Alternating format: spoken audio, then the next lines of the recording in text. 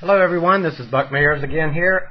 Just wanted to go over a few more things after you get into your proper setup, which is feeling the correct motion. So once you've set the ProZone up correctly, you've set up to it correctly, then I want you to start working on the feeling of the proper sequence and motion of just practice swinging.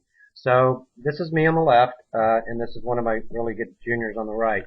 But when you first start working on the ProZone, again, work on the fist, the distance that you are from the bar, one fist away, and then work on from just waist high, and then feel sequence to the top, waist high, feel sequence to the top, of feeling the proper path of the arms and the hands in relationship to the body rotation. Then once you feel the proper sequence back, then work on the proper sequence down, which is the arms are going to drop as the lower body moves linear, arms get back in front, and then finish the motion back through. It gives you the feeling that the club is always going to track underneath the bar. The weight's going to shift to the left, and then you're going to keep rotating all the way through.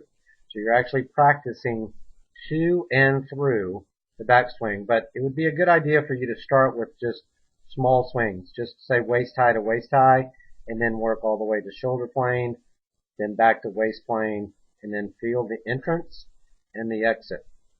Now we're going to demonstrate how to do it on the right side. This is Trey Bosco, really good player.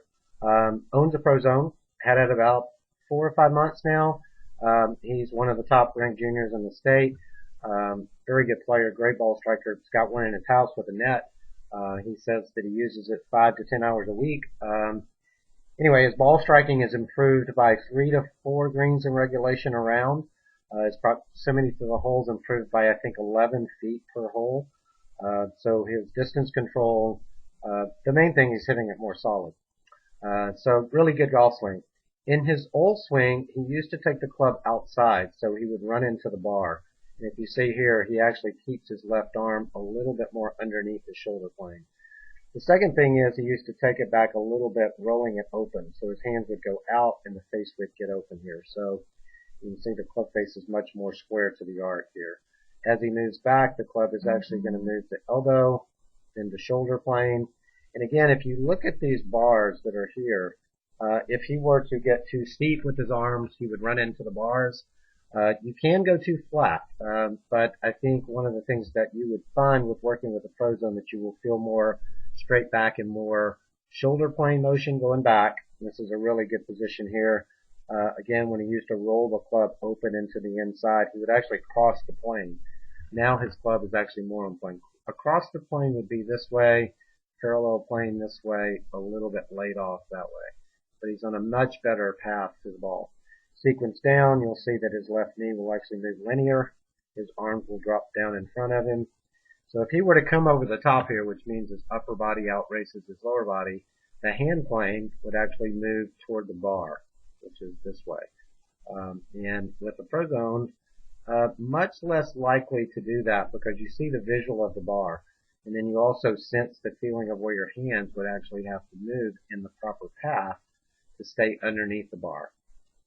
So that's a really important thing. The other thing with a lot of players is we see early extension, meaning that when they get to this position, their legs and their hips actually move toward the ball or toward the bar. Because of the ProZone and the way that it's designed, you can't do that. Again, your arms and your hands would run into either the post or the bar. So you can see that he keeps his hips back. If his right hip were to work underneath and forward this way, he would have no place to put his arms, so his arms would have to go away, and then he would run into the bar. So now he's got more room. Again, wonderful position with the club and the club face. Arms are more back in front of him. He's delayed his hip turn so much better to do more exploding of the hips through. Gets much more extension and rotation of the face through impact. And again, you see a really solid ball strike there and good finish. So start off with small swings, working on waist high to waist high, then go to shoulder high, work on feeling the proper motion, just the repetitiveness, then put a ball down, then start with maybe pitch shots of just feeling toe up to toe up with the club head from, let's say, belt high to belt high, and then work on shoulder to shoulder high. When you get really good, you'll look like Mr. Bosco on the right. Good luck.